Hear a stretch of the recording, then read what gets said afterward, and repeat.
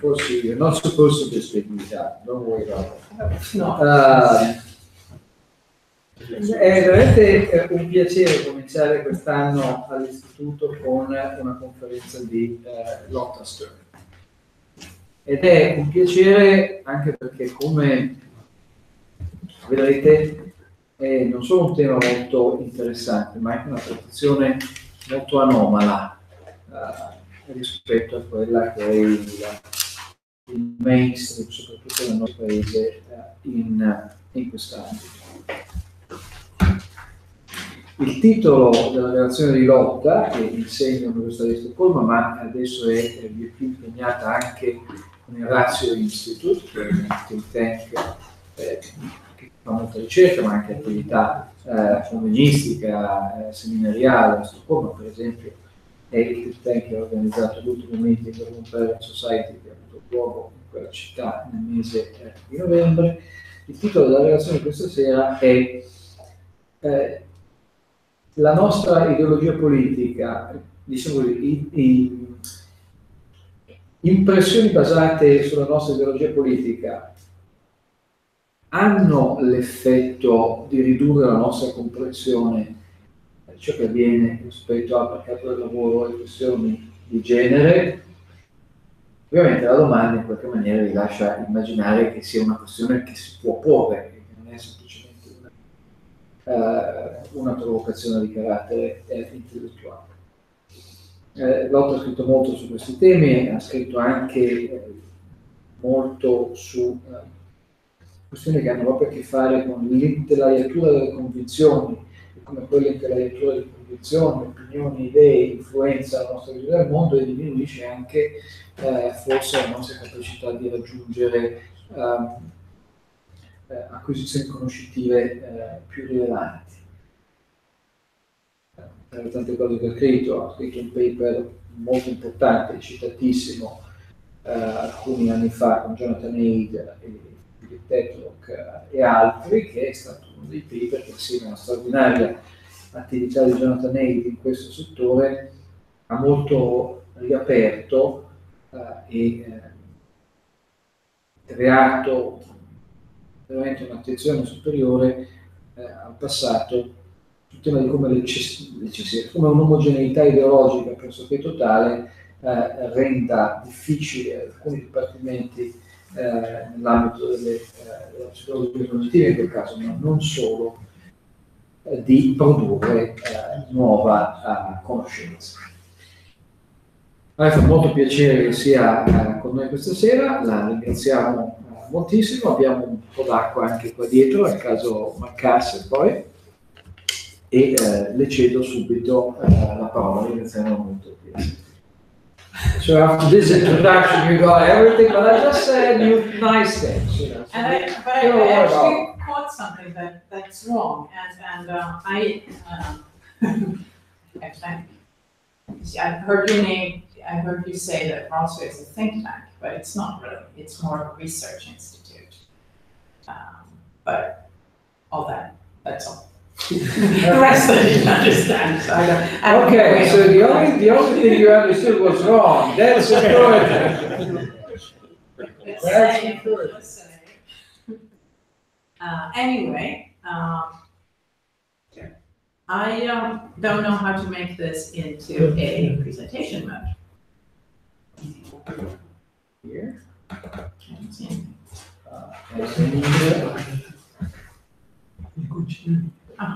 This one. This one. That one? Okay. Okay. Anyway, I am very happy to be here at the Istituto Bruno Ghioni. Great. I know, I tried to pretend I know Italian, but I don't. So I'm going to talk to you about two papers that have been written in the last couple of years. And when I present these papers, I start by kind of explaining how I came to write these papers, because I am a Swede, I am a sociologist, and I am a very typical Swede. I don't actually like conflict. I don't actually like to have conflicts with either my colleagues or people in general. And so I feel this need to explain, like, why did I write this paper that is upsetting so many of my colleagues and fellow citizens? So, so here we go. It all started with some collaborations that I've been doing with Daniel Klein. We've been for some years, and some years ago, we're doing studies on academics' political ideology. And what we found was that in the US, there's a very large domination by Democratic voters or Democratic-leaning academics. And it's particularly true in sociology. So behind me here, you see sociology on the first column. And it's basically like for every Republican, there are 21 academic professors, right? As a matter of fact, we had to put anthropology and sociology together to get a number of Republicans to study in our survey. So we knew this, and I was also doing the same type of study in Sweden, and in Sweden, the picture is much more heterogeneous compared to the US. There's much more of a variation among academics, except actually in sociology, which is very dominated by the left. And actually, surprisingly enough, the former Communist Party is the largest party that people identify with in sociology. I mean, it might not be surprising to other people. It was surprising to me. They are my colleagues, after all. And so I've been doing that. And of course, it's not very popular to study your fellows and start writing about what they think and don't think. And there's a problem here. So I was leaving that all behind when I heard Alberto mentioning these guys. So I was contacted by Lee Jessim, Jonathan Haidt, and Phil Tetlock, and they asked me to co-author a piece on social psychology and the political ideology in social psychology. And you know, when these super cool people ask you to be a co-author, of course I said yes, right? And so I ended up writing yet another paper on the politics of academics, and it was in psychology. And in psychology, the situation is very similar to in sociology.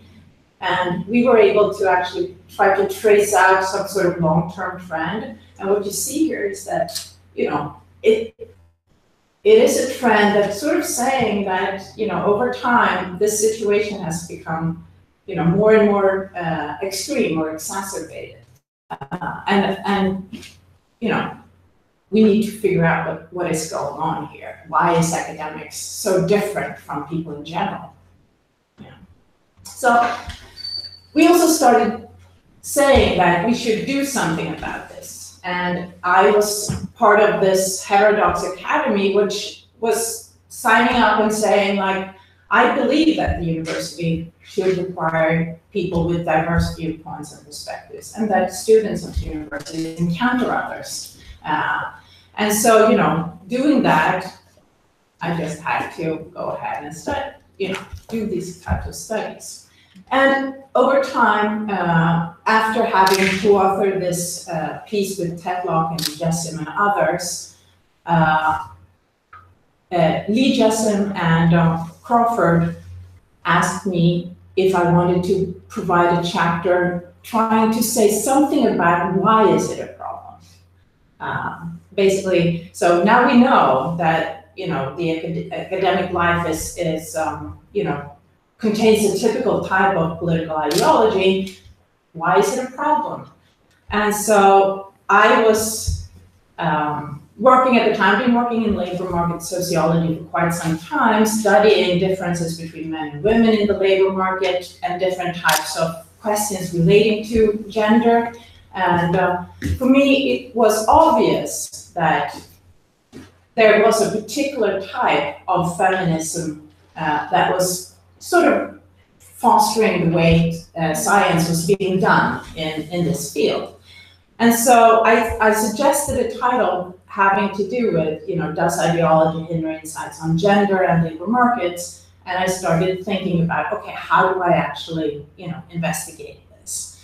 So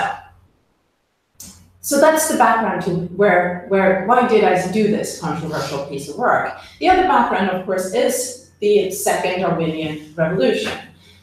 We all know that there's now a big stride in evolutionary thinking and in evolutionary research, with new technology enabling us to see what's going on inside people's brains, and DNA testing, and whatever, hormones, and everything. And this becomes a very strong force in society, I think, and it's talked about every day. We have evolutionary social sciences emerging in all kinds of fields. Here I did just a simple anagram from Google, evolutionary psychology. You see it's like, boom, evolutionary economics is also up, doing an upward trend. And evolutionary sociology is actually flat. Nothing is happening in sociology. So we have this second Darwinian revolution going on in the sciences, in society. It's discussed everywhere, and very little is being picked up in sociology. So what's going on here? We have ideas, we have new ideas, we have a vibrant field exploring new ideas in society, and does it have an impact on our way of thinking about old questions, right? I mean, we tend to think that as scholars, we have, we're curious about the world, right? And so when someone comes around and say, hey, here's a new idea, you think that, people would, embrace that and start like, oh, interesting. What would that mean in terms of my old hypotheses? And what kind of data would I need to explore these new ideas, and so on and so forth? And, we have now, within the evolutionary, broadly based, science, a whole bunch of research saying that there are gender differences. There seem to be biologically, at least linked gender differences. And there are, differences in life priorities. Women and men prioritize different lifestyles. There's a difference in occupational preferences. Women tend to like working with people. Men tend to like working with things. There's a difference in risk, competition, aggression. Men are much more violent, they take much more risks than women, they are more likely to enjoy competition than women. I mean, we see that in the way, I think that the most kind of hard evidence of this is actually looking at the Darwinian Awards. Have you seen that website online? It's only men, right? So the Darwinian Awards is like someone does something so stupid that the person in question gets killed, right? And the award is given because this person is, putting themselves off the gene pool. So you get an award. And it's basically only men who do these types of stupid things. You see it in traffic, right? The number of men who thinks that they're a race car driver and get killed is much higher than the number of women who get killed in traffic. So it's like a well-established kind of empirical fact. And we see that these differences can be linked to biological difference ideas. We have sex hormones that differ between men and women. We also have empirical evidence suggesting that it's universal. In any society we study, we see sort of the same kinds of patterns. So it's very stable. It doesn't change much over time. So it's like true in history, it's true now. And, it's present in other mammals. Of course, we are not just animals, but we share a fair amount of similarities with the other mammals out there. So, these things happen also in the animal kingdom. So, okay, so when I started thinking about this, I started thinking that, well, I had this presupposition of gender sociology and the way that gender sociologists were thinking about the world.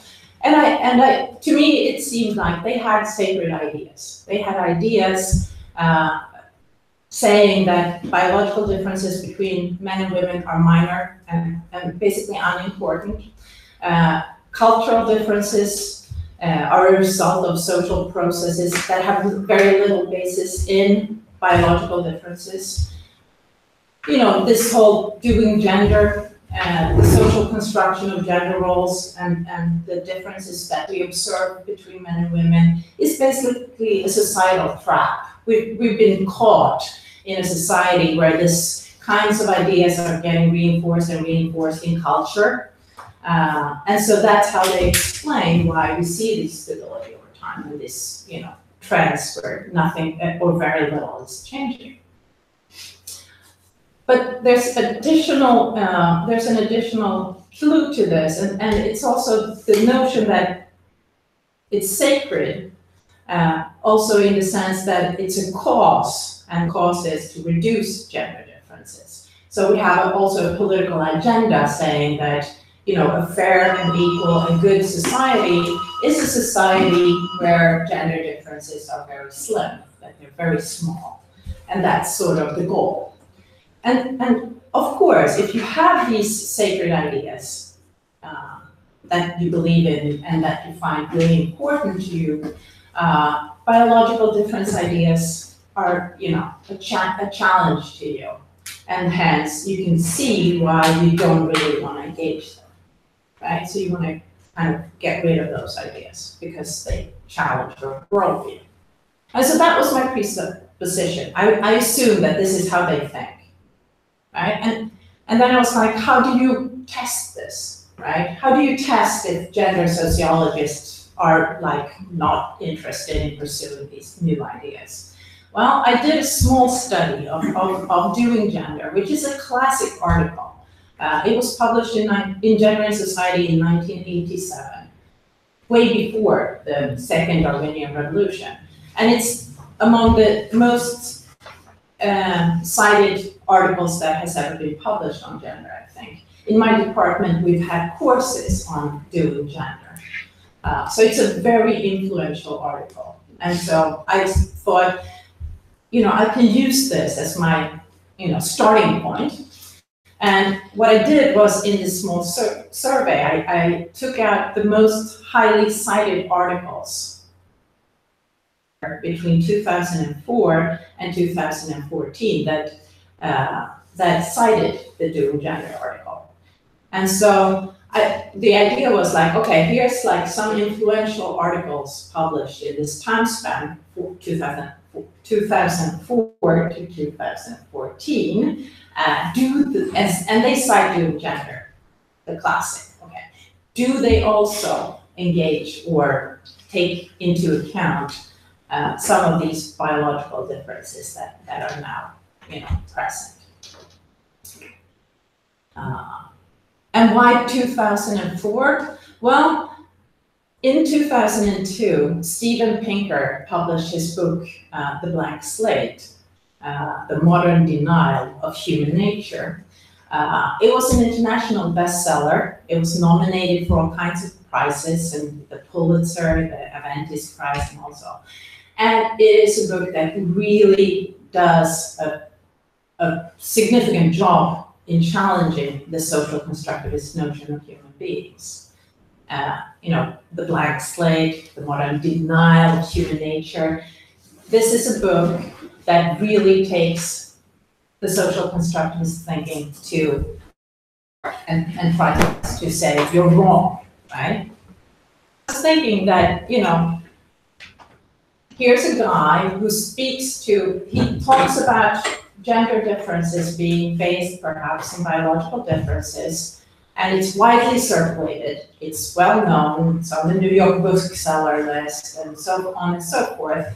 You know, if you're working on gender, you would think that this would reach your network. Like, here's a guy who says you're wrong, emphatically. He's like producing YouTube videos saying, you're wrong, you know. It's not a social construction, you know. Differences between men and women are real. They are, you know, biologically based. And so, you know, I figured, you know, after a couple of years after Steven Pinker published his book, maybe, you know, they would have started thinking along these lines. The results, however, shows that my presuppositions, my assumptions about them not engaging in these kinds of ideas, at least in these articles, of course, it's a slim number of articles and so on, but they're important articles. They're the most highly cited articles in these years. So, you know, among these articles I studied, one of them engaged actually engaging in biological difference ideas. And 4 of them were, I had neutral, meaning just that they were not relevant. It either was about men who were transgendered. I mean, obviously biological sex difference isn't really an issue there. Or, you know, along those same lines, where, you know, actually talking about biological differences would make it a better argument or more nuanced argument. The rest of them were just discussing social constructivist reasons for why men, women, or women were different from men, and so on. So it was kind of depressing. Well, and how do I then think that it hinders insights on gender and labor markets? Well, see, if we assume that there is this domination of left feminists, right, who have a sacred goal of promoting a society where there are no differences in any areas of social life between men and women, they define an equal society as a society where small differences exist. So you can sort of see why ideological reasons would have an impact on the way they pursue research, right? Because gender difference ideas actually threatens what they would think of in terms of equality, right? And you see this very clearly. In my book chapter, where I discuss particularly how this relates to the labor market, I look at the way biological difference ideas are described, and they're described as essentialist ideology. Okay, so they're basically saying that biological ideas or biological differences are stereotypes about natural male and female characteristics that are disseminated and perpetuated through popular culture and media, through social interaction in which significant others, parents, peers, teachers, sort of foster you into thinking that, you know, there's a difference and you as a woman should behave in a particular way, or you as a man must do, you know, these cool man things. And hence, you know, we don't see change. Yeah, and this is what I previously mentioned in terms of the societal trap. We're stuck in this pattern, right? And how is this possible then? Well, because, you know, we have these norms of self-fulfillment and individual choice, and we believe that we do, but we're actually, you know, following different script as men and women. Yeah. And so, you know, we do end up, as is discussed in this book on occupational ghettos, in a situation where women and men pursue different careers, right? And we do. Even in Sweden, the most gender equal society on earth, we see that men and women choose to pursue different occupations. Over time, we see that women tend to work in health and social work activities. On the pattern up there, I think it's like 80% of the workforce in these lines of occupations are women. And in contrast, you see in industry, there, you know, the thing occupations previously mentioned, you know, it's not even 20%, right? And these are data, I think, from 2000. You know, it's new data. Yeah. And then I asked myself, how is this possible? If we look at the values that Swedish men and women at least say that they have when they are asked in the World Value Surveys.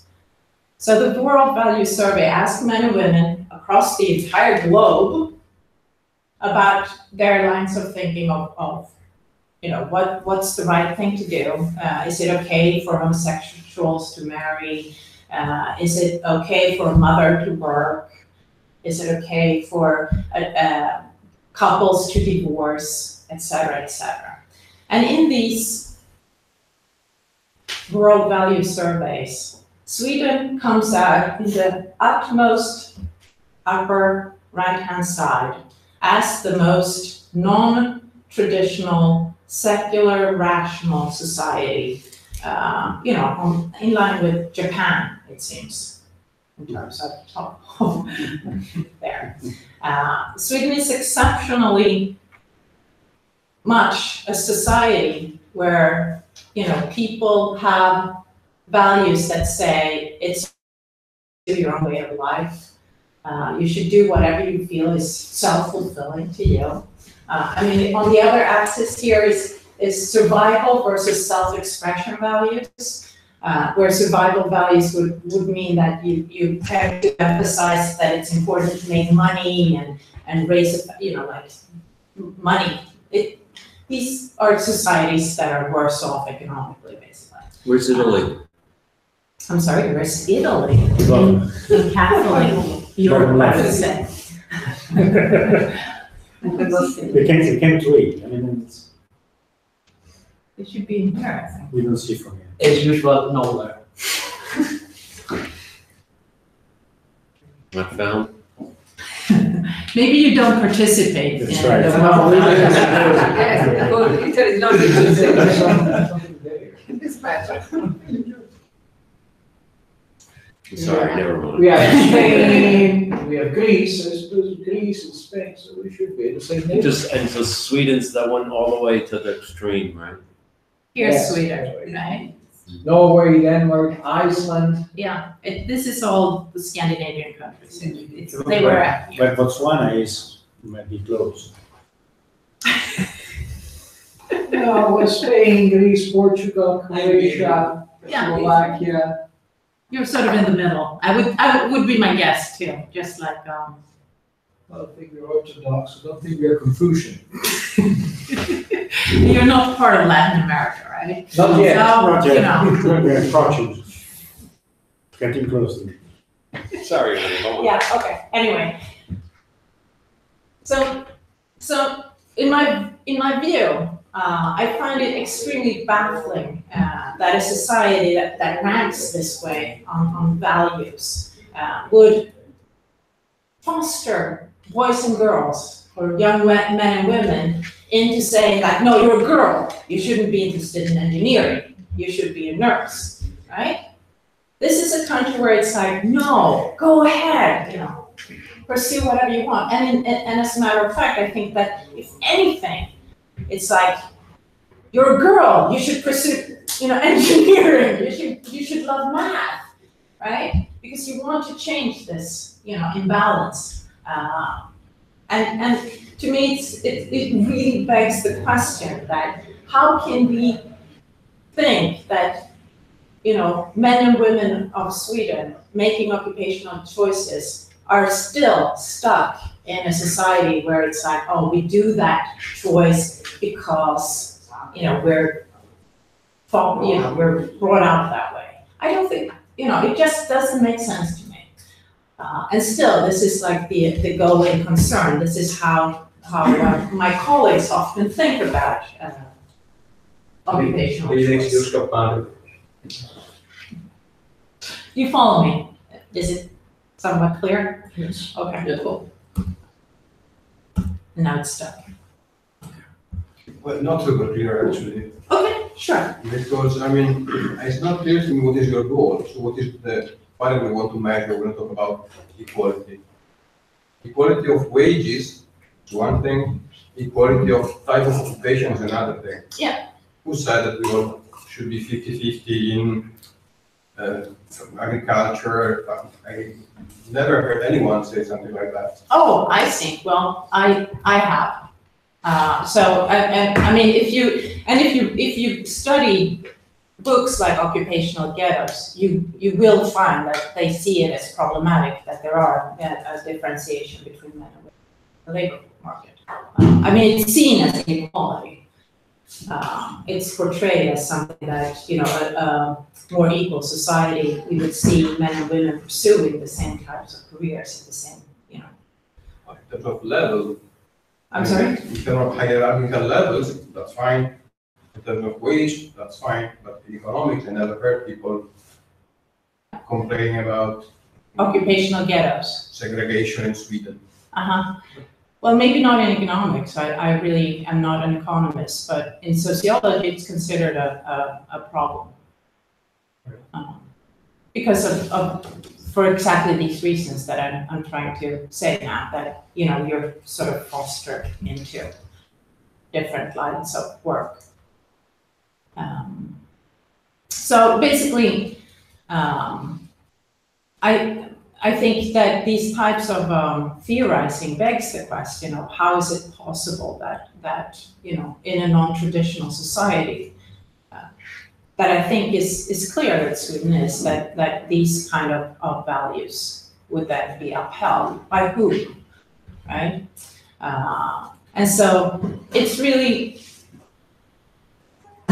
strange to me to think that individuals would be unable to discern their own preferences from sort of these traditional expectations. And you know, I think it's time to start thinking and actually exploring perhaps what men and women have different preferences, and, you know, can we learn more about what's going on in the labor market if we start exploring these different preferences. And I think that actually leads on to your comment about wages and hierarchical position too. Because I think that if we start actually investigating gender differences and hypotheses relating to them, see, I'm not saying that men and women are different species or that they are different, you know, totally different. I mean, I do think that they're normal, you know, the overlap is significant. But I do think that in many ways we will find differences in means and perhaps in distributions. And difference in means and distributions might be small, but they might have large effects. And in particular, perhaps, when it comes to competitive positions. So small differences might make a huge mistake, have a huge impact when you're in the top hierarchy, because that's going to be a very competitive position, and so on.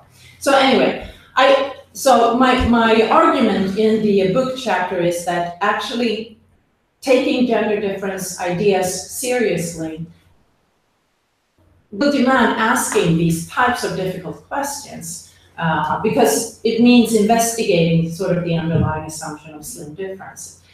Because it means, you know, like maybe there aren't equal number of men and women who wants to compete for the top positions in the labor market.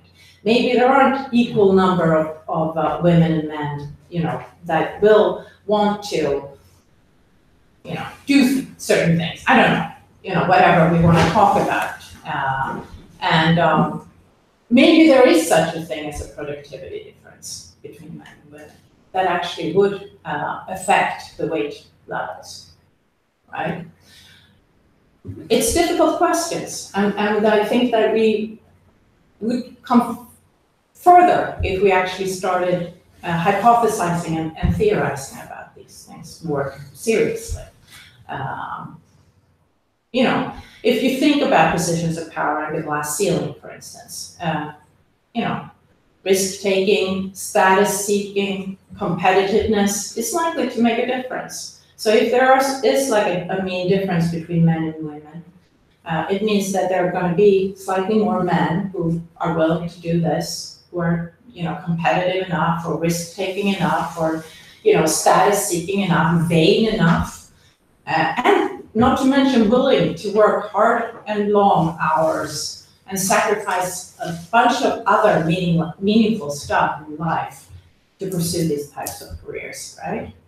And the same goes for productivity. And that, of course, relates to the gender wage gap. You know, you can think that risk-taking, status-seeking, competitiveness also affect your performance in the labor market. Not to mention that even in Sweden, where women and men are participating in the labor market almost to an equal extent, women tend to work part-time. Women tend to take a larger part of the parental leave. And, you know, of course, this is going to affect your productivity in the labor market. And, you know, by not actually exploring these hypotheses, we just kind of blankly assume that if there was no discrimination, you know, women and men would earn exactly the same. There would be no wage difference. There would be no leadership differences. And I think it's time that we actually start, you know, like, is it true? You know, is it really a reasonable hypothesis that it would be 50-50? So my conclusion and really what I'm hoping to stir up some discussion about is the status quo.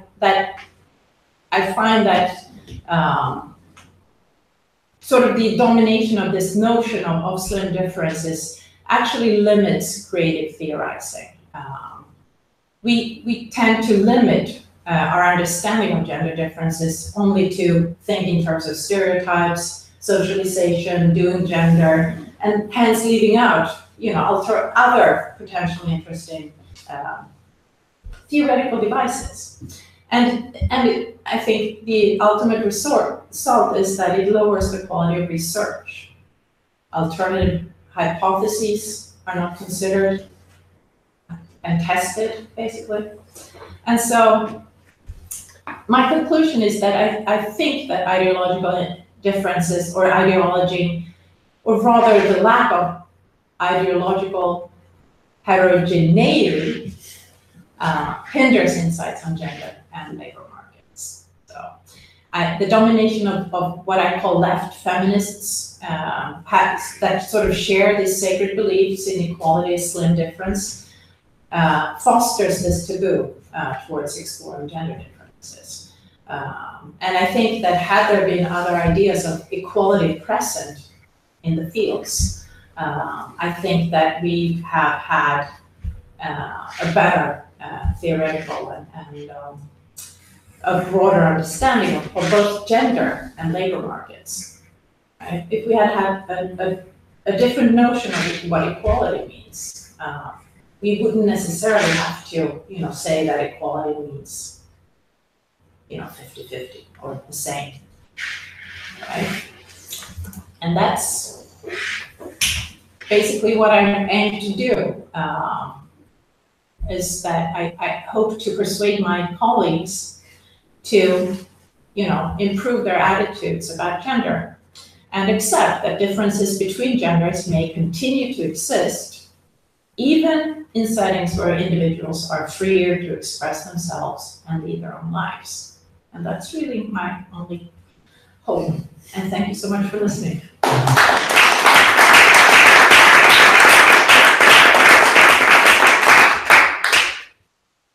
We open it up for questions, comments.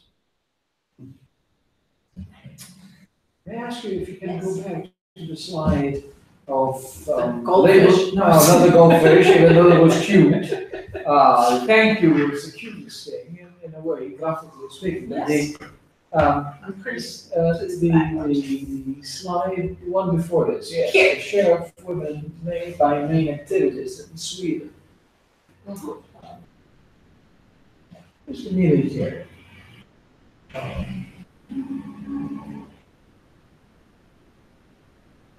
Because I have a sense that, you know, one interesting case may be military activity also, because you've got lots of ideological baggage into there. A sense of equal, non-equal participation, but the fact that join the military, it's a social conquest in many ways, and it's perceived as such. That would be interesting to see, how rates joining the military are doing it in countries where you've got this sense of pursue your own life, and if you're a contrarian against the playing with the little soldiers or playing with dolls, all the better. Yeah. So what's your question? So how is the participation of the military or the police in Sweden? Public administration and defense. Okay, so the public administration is... And they lumped it all together, and so it's hard to know. But it's a good point, I should look at that. And especially because now women are encouraged, or, the defense, they want to recruit female soldiers. And it would be interesting just to follow what happens there. Is there a lot of women who sign up and say, yes, I want to carry a gun? Maybe. I don't know. But it would be good. There are quite a few in the ISIS. Oh, yeah. Mm-hmm. But it's not going to be data. It's not going to be 50. No, I know. Of course not. Of course not. But I mean, just as an example. Yeah. For the fact that they are really... But that's not Sweden. It's not a society where women closer to Italy. Yes. Even in Italy, unfortunately, we are in Italy is completely different. I mean, I agree with what you said. Yeah. I think that men and women are different, but it's not my idea. It's the reality, because biologically, then the sociology is because you are different. But you have to respect the differences and to work together and to have the same rights. This is the problem, the same rights, because in other countries, in other societies, men and women don't have the same rights. You are different, so you must be respect for what you are, to work together, but have the same rights. What happened in Italy that we don't have, women don't have the same right that men. Mm. It's not a matter of biology, but it's a matter of how you are how you work, you act in the society. Sure. Okay. No, it's very important. I would say that my definition of equality is exactly that. Equal rights. Right. Rights. Yeah. Rights. Of course. And I think that has been a fact in Sweden for a long time. Women and men have equal rights. It's not like it's not perfect, of course. There's still going to be asshole men and in any society, but it's at least like the norm, I would say, that people respect each other. The right to be yourself, not the role that you have in the society. Okay, I can study, I can work. Yes, I'm a person with my thoughts, with my way of thinking. And so I want to be respected because I'm a human being, not because I'm only a woman. No. That's the great problem in Italy, that you are not respected as an individual, but you are a woman. Before to be a man, an individual, you are a woman. That's the problem. That's the problem of gender, no? Mm-hmm. Yeah, no, of course. I think that's so there are a lot of men here. I'm the only woman. I hope that somebody can understand, because this is the point, the main point, to be respected for what you are, not for what you do. However, it's not easy to live in Italy. And to accept, to be different from other women, because I see a lot of women that accept this role in the society. Are very happy to be only white, only also girls in a television in a special position that are not so good. Okay. So in a sense, yeah, I understand. I understand. I've seen it. So it's different to. It's difficult to be different because I feel different from other women. But sometimes, often, people look at me in a very strange way. Oh, but what does he say? What does he do? Because I think that you have a position in the world. It's difficult to in Italy. Very difficult because you are a woman. You are a woman, not an individual. You are not a human being. No, I think that. I mean, I'm a sociologist, of course, and I do think that culture matters. I'm not saying that I think that there's no social constructions out there. I'm just saying that there are also other stuff, right? And I agree. We can look at this. We can look at this world value chart as saying exactly that. Here we have the world, and we ask people what they think is right and wrong, right and wrong ways to behave, and there's a lot of differences. And presumably we're the same type of biological creatures all over the world. I mean, we're the same species. So, of course there's social construction going on there. And I think that if you look at the way society has changed for, 100 years, I mean, Sweden wasn't that different from Italy in the 1800s.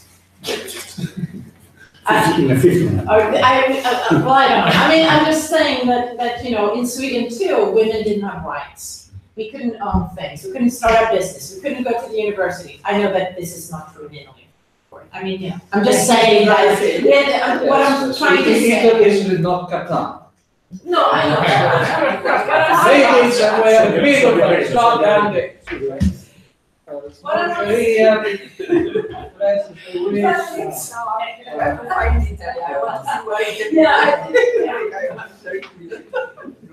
But what I'm saying is that, it's not like Sweden was up here 100 years ago.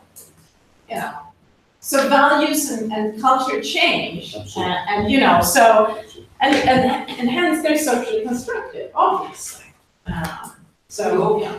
With a better society, but it's not easy. It's not easy, and I think that women need to get up and just say, like, come on, people. The first enemy is the women. Yeah. The first enemy of women are women because they don't want to be different. They want to be accepted as they always have been considered. They don't want to change. Sometimes it's very easy. It's better to accept what is a normal thing, rather than to build something different, to fight against. You have to make that something different very appealing. I mean, what happened in Sweden, I think, to the largest extent, was that women were needed in the labor market. And, employers started saying, like, we'll pay you a lot, come on, we need you. And women started, leaving their households and started working because they could, it was a better use of their time, right? So, you just need something happening, I think. Yeah. Yes, I have a more general question about the presence of this ideology. In your opinion, why is this presence of ideology so in the normal life, in the science, like in sociology, is so strong in our Western society? And it's because this ideology gives a simple solution of reality, of the social relations, or is it because it's connected to the left-wing politic, and the left-wing had always the control of culture, I think, until 1990. In your opinion? In my opinion, yes, of course. This is going to be speculations, of course, because yes.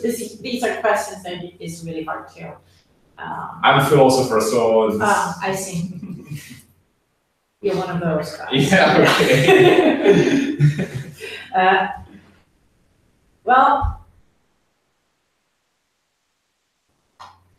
yeah, there are all kinds of explanations to why you, and are you asking me particularly about why is academia so left-wing? Yes. Or why is it so appealing with left-wing ideology Yes. in academia? Well, there's all kinds of explanations, I think. First, there might be a tipping point going on, right? So when even if it started out like pretty different, but with some sort of left-wing, advantage, if you want. Yes. Perhaps there's self-selection. So people who identify with their professors think, I want to be like my professor, and so you get people sort of selecting into, and especially into different disciplines over time. But there's also the idea that academics think that they are smarter than other people, and they are smart. They want to, enhance. They want to advise the ruling class, and of course that means that you want to be influential and do state invention. Like you want to think that, how can we make this better? And so it might be also very appealing to certain types of individuals. There are other kinds of explanations. I think that I forget now who it is who said that. There's also the idea that these really good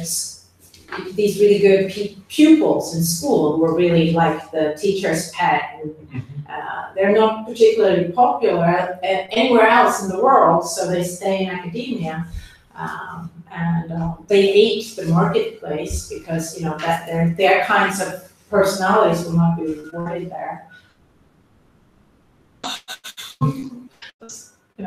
I can. The last one, by the way, is the philosophy explanation. It's not pronounced. Oh, it's Robert Nozick. Yeah, there you go. I'm horrible with name dropping.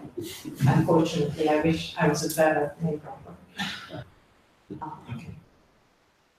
Yeah, I have a comment, more than one actually, so I will make first one, which his question is kind of triggering me to do. I think your speech is not about ideology as much as about bad science. The two things can incidentally coincide, but this is not the case, always. So, but it's easier see, that's the thing. It's easier if the field is dominated by the same type of people that you get bad science because. Counter example is again economics. I'm an economist, so that's why I'm talking about that. Sure. If you try a survey with an economist in Italy, I'm sure that you will get percentages like the one I've shown in the first graph. It's mostly left-wing people. I consider myself as left-wing in many quotes, and most of my colleagues are left-wing. Then, if you read the economic literature, you find the answers to all the questions you are raising at the end of the presentation. The one about how much there is taking, of choices, the answer is not so much. I have written a paper about the difference in risk-taking, showing that it's not always the case that women are more risk-averse than men. So, I mean, what you have shown, in my opinion, is more about bad science, sociology. Same questions in economics, which is exactly, well, possibly not exactly, but also kind of left-wing dominated. We don't have the same problem. So I wouldn't talk about ideology so much. From this respect? Well, I think that in our surveys that we have done, economics is always the least homogeneous discipline. There's much more variation in political ideology within economics than in any other social sciences. And I think this is, I don't really know the Italian case, but I know that it's true in the US. Here's econ. If you compare that to sociology, you see that it's very different. There's a domination of Democrats towards Republicans for sure, but it's much more even. And the same is true also in Sweden. There's much more variation in political ideology among economics professors. I think that ideology can be an issue, and I also feel Sure. sometimes, for instance, you run an experiment, you find a group of people who behave like assholes. Well, if this group is male, group of males, then you can write it bold. These people are assholes. If they're females, you cannot write it. You have to. Isn't that ideology? It is very indirectly. So same thing has to be represented in a different way. So I can feel some kind of ideological pressure when I write my work. Yeah.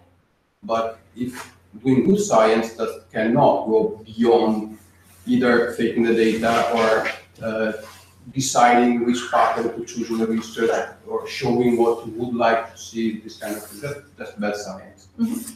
Yeah, of course. I mean, but that's sort of my point. I think that this is, I mean, there's all kinds of reasons why there's bad science out there, of course. But what I was trying to do was to say, I think, why is it a problem that this field is so dominated by a particular type of ideology? And I think that this is one mechanism where I think, this is going on in here. No, I understand, but then you have to be careful in the way you attach the labels. Otherwise, then he asks you about why leftists are doing that, which is not necessarily the case. No, I think domination in general. I think that that's why I like the heterodox statement so much, because I do believe that it is actually essential that universities have all kinds of ideologies present. I mean, within certain, I mean, I do believe that you should have ideologies that respect rights of every individual and so on. But in general, I think that having a marketplace of ideas is important, especially for scholarly study. I think is a very interesting point, and actually it's interesting to see to what extent domination is domination in the sense of one side being so much bigger than the other. Because if I understand it right, his point is that you may have scientific arena in which people self-label themselves in a way or another, but nonetheless they're willing to accept empirical results for what they are. The point. So the interesting thing to me is to what extent, self-labeling is related to that. Mm-hmm. And, you may argue, and I suppose there may be a point, that when you do have less domination, it means that self-labeling within a certain scientific arena is less important. And therefore, pluralism, in a way, is related with the willingness of accepting empirical result. But of course, this comes into question to me. The rules of scientific endeavors in different disciplines, how journals work, how research is valued. What is the power, for example, of a journal editorial board in terms of just trashing away something that doesn't fit within your own prejudice? The importance of some kind of methodology in pursuing some results vis-a-vis the sheer contents of a paper, because it's a huge institutional question to me, and I think it's very interesting to see, and particularly down in your work, how in questioning the economist, how that fits into it. I mean, could it be a question of the emphasis econ has on data, more serious empirical testing, versus the field that you're criticizing? Perhaps. Sociology is very much also an empirical. Including the gender sociology?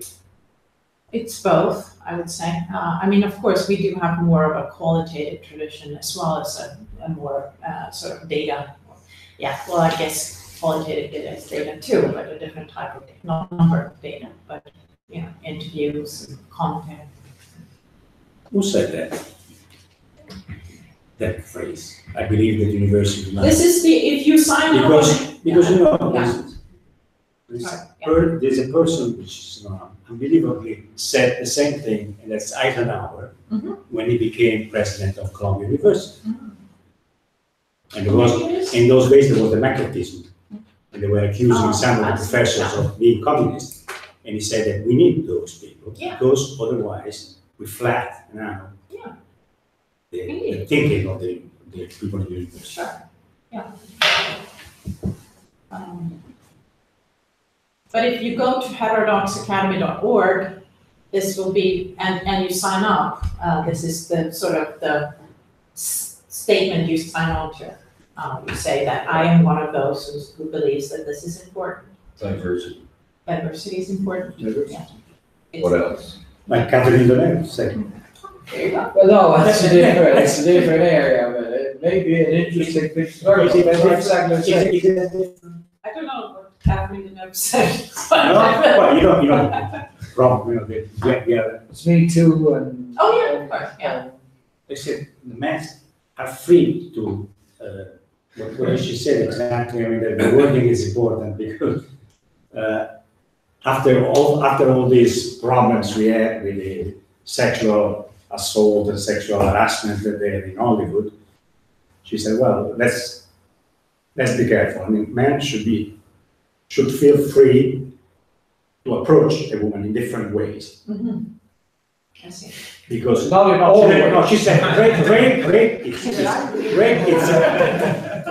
is wrong, it's against the law and everything else. But I mean, there should be a certain possibility. I mean, you cannot channel everything through your thinking, and that's the left way I'm thinking. You were mentioning before about the feminist. May I ask you if you're thinking about updating your survey of economists in the near future, because the last one was a few years ago, right? Yes. Things may be different in the US now, not so much. An economist survey I and others did in 2010, and it was similar. I think that Lotta just showed a ratio of Democrats to Republicans of 2.9, and I think that's gone up. So I think the tendency has been for economics to move to be more like the others. In other words, Republicans are becoming scarcer in econ. Okay. But it's not that different, I don't think.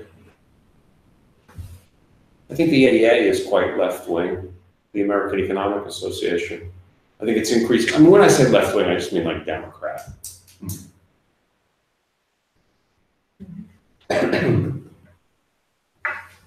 Things didn't change much. There are no similar surveys around Europe. Around Europe, you do have some. And there's a Czech survey? Of economists. Of economists, okay. Not And then a lot. there's the Swedish, we did a Swedish survey. Of course, we have many more parties in Sweden than in the US, so we got a more complicated figure. But there's not a lot of them. I mean, it's not a way to make friends in academia. Yeah, so it's not a particularly popular field to be in. But it's kind of fun. When I've been presenting stuff like this, when I presented the Swedish survey in my department, it was a very popular seminar. Everybody, so it's a little bit like gossip, right? Everyone's like, oh, what's oh, I see the political scientists, oh, they're like that. So it has some gossip on me. But, so it's fun in that sense. So the comments. Questions? Comments? Sorry. No, I was thinking about the debate and the importance of diversity. I mean, even as an economist, you can be as rigorous as you want, but your ideology may be influences where you look at doing your research. So maybe diversity is important in any case. Yeah. With bad or good science, I mean. Of course, I'm not saying economics is free from ideology, pretty much the opposite. But nevertheless, the question she was raising, we can find all the answers in economic literature. That's it. I agree. I actually also think that economics are in many ways much better than sociologists. But, I'm not happy to say that, but I think it's true. But I do also think that it's true that there's more ideological diversity in economics. And I do think it makes a difference. Just because there are other voices out there. They're respected and they're taken seriously. I mean, there's Milton Friedman and there's all these other guys that people, read and whose ideas are, Yeah, in a way, the two questions are certainly related. And one is, why do you ask your questions? Clearly, I mean, your mindset, your ideology for one thing, but also your life, your experience, your viewpoint. That clearly influence the question you ask. But the other question is how the answers you provide are, tested or valued by your scientific community. Yeah. And clearly, the two things, I suppose, at some level go together, because if everybody asks a certain set of questions, well, very likely to have certain normative criteria to judge them. But it's a very interesting subject to me, and sometimes in a way, I get what you say about popularity, but I suppose it's not just about labeling. Because of course, I suppose for lots of people that are self-labeled left-wingers, it's not a big problem. It's just the majority of us. It's not that you're labeling somebody in a way that they would dislike, because in a way you're looking at self-labeling. Sure. But in another idea, in another sense, is that it is always troublesome to put your own way of conducting an inquiry under test. I mean, challenge the way in which you ask questions, or challenge the way in which you. That's discomforting, and people may be uneasy. One of the really interesting things that's happened in the last few years is that this is in the United States, about public opinion, about attitudes towards the universities, towards the colleges and universities among general Americans. And among Republicans, just Joe Republican in America, in the last couple of years, their support for the university has come way down. So I do think that this information has affected public opinion about the universities. And the general sense of, my goodness, these left-wingers are just taking over. Like, this is part of that impression. So this has created trouble. Because then in Republican states, where most of the funding for the state universities comes from the taxpayers in that state, and they are like, we don't want to give so much money to those left-wing professors. So it becomes a matter of concern to the professors. You see what I'm saying? Yes. And it's come down a lot. You can see the data in the last, it's 3 or 4 years ago, the Republicans said that, are the universities, the question was something like, are the universities generally a positive force in society? And the Republicans used to say 80% yes, and now it's maybe 40% yes, over just like 4 years, or 5 years, a big drop. And this kind of data is one of the things that has led to that. Do you think this explains also, at least in part, the growing hostility to private funding of research centers that are more enlightened and the hostility against corporate, for example? Because people say, well, they're going to be squeezing us out of public funding, and the only one available in a way would be this one. So is that something that reinforces this kind of fear? I think that this information helps to explain why people at universities, left-oriented people at universities, feel so emboldened to say, you can't bring that non-left money into the university. Because, you know, when 90% of the faculty and the administration also don't like those funders. They can vote you out. Yeah, they can push you around and be, you know, make it difficult.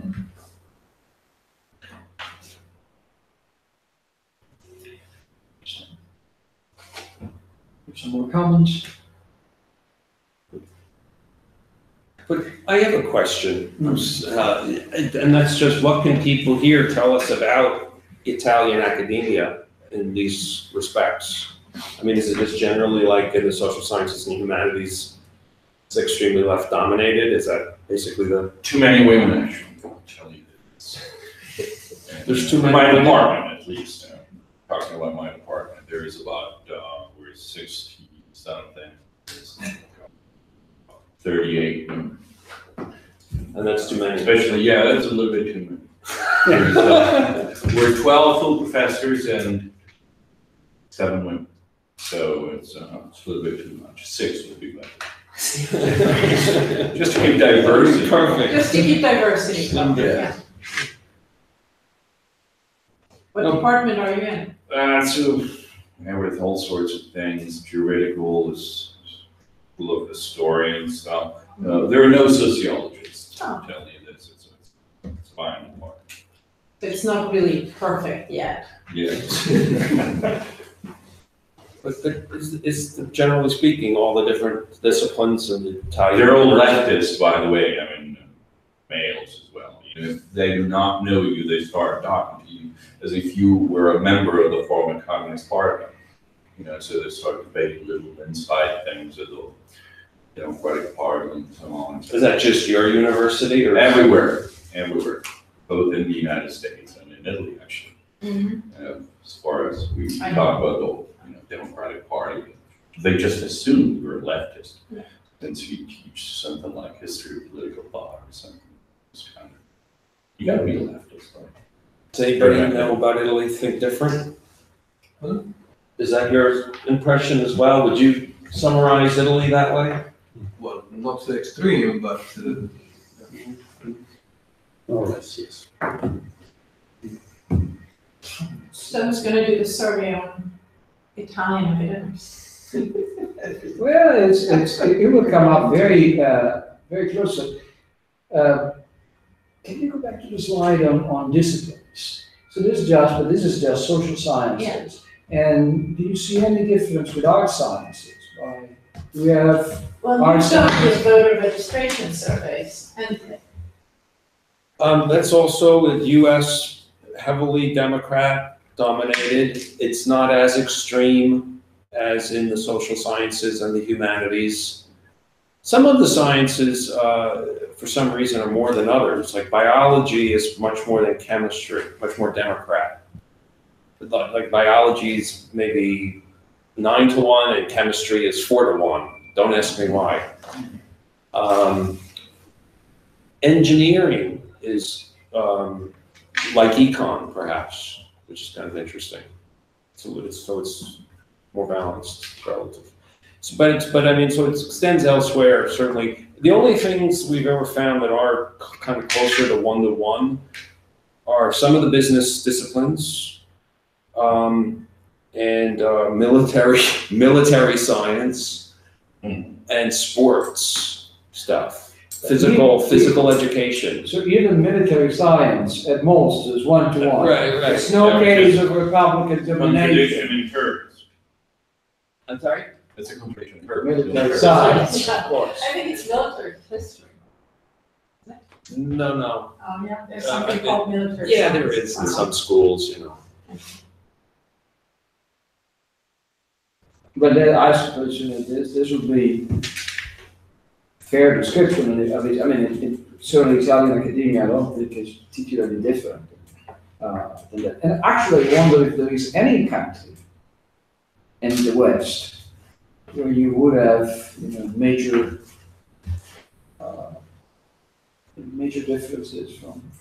Well, in Sweden, there's not a left wing. I mean, you can always debate. I mean, when we presented this stuff in Sweden, Everything was left wing. yeah, I know. Even the But that's the thing. That's the thing. So when you talk to people in Sweden, they say, well, you have to realize that political scale in Sweden is, a different scale. But this is actually like the right wing academics, and so they do so we have two different blocks of political parties: the right wing bloc and the left wing bloc, the reds and the blues. Anyway. And in the fields that we studied in Sweden, the right wing bloc is actually dominating, or is larger than the left wing. So in business, admin, political economy, law, economic history, they're more sort of parties than So that's 4 of the 8. That's showing like 4 of the 8 parties. Is that right? Yeah, these are the right-wing parties. So it's the Christian Democrats and parties. But the most popular party, of course, is the Folk Party, which is very middle and very education. I mean, have a strong history of organizing teachers for some reason that seem to be stuck. Oh, that makes sense. Yeah, no, it does make sense. But I'm just saying, so Sweden is an exception where it's actually like more diverse in academia. Well, not very. Sociology sticks out, but generally speaking. Well, I mean, if sociology wasn't there, we wouldn't be here in a way, right? So that's an important part of your talk. Mm-hmm. Now, how is Swedish academia reacting to your talks? Is this kind of diversity welcome? I don't really think so, but I'm proud to say that I made this presentation also in my department. Not because I really wanted to, but because it was really demanded by me when they heard that I've been publishing this. And so I did, and it was a very respectful audience. It was jam-packed in the seminar room. It's been like 20 years since we had that many people in our seminar. And I got at least, 3-4 people sort of saying afterwards. So, you get your friends. And you give them a percentage, not an absolute number. I would think, among the people there, perhaps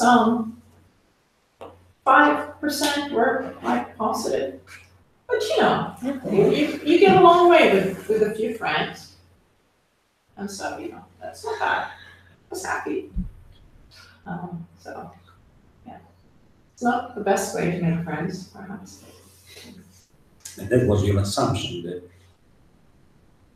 like in economy, the monopoly, when there is a monopoly, everything is flat, right? Mm-hmm. You have no competition. Sure. So same thing for the academic. Yeah. There is a kind of monopoly, mental monopoly. Ideological monopoly, you could say. Yeah. And then you try to get into it. Yeah. Competition is never. Just following up on your question, Alberto, another dimension is he asked about how does the media react, is that some folks have taken an interest that, you're kind of let's put it this way, some of the right-wing stuff that really anti-left wing have like picked up on Oh, yeah. some of her studies. So some media have gobbled it up. And some left-wing reaction, people are trying to say, well, you know, wait for it. They just, I think that, well, there's been some op-eds mentioning my stuff. I haven't publicized this stuff in Sweden at all. Our communications person at the university were like, you should really do this. You should do a press release or something. I was like, no, thank you. I do not want to draw attention to myself that way. But it's really silent. It's some of the some people who are really sort of saying like, come on people, this is a problem in gender sociology or in gender studies in general. They picked up on it, and but otherwise it's just silent. No one is talking about it. So no one is saying, this is right, this is how things should be. No one is saying like, no, you're wrong, you know. So that's always, that's nice, I guess. Well, on this note of optimism, we should really thank you, Lotta, so much for this Thank you wonderful. for having me here. It's great.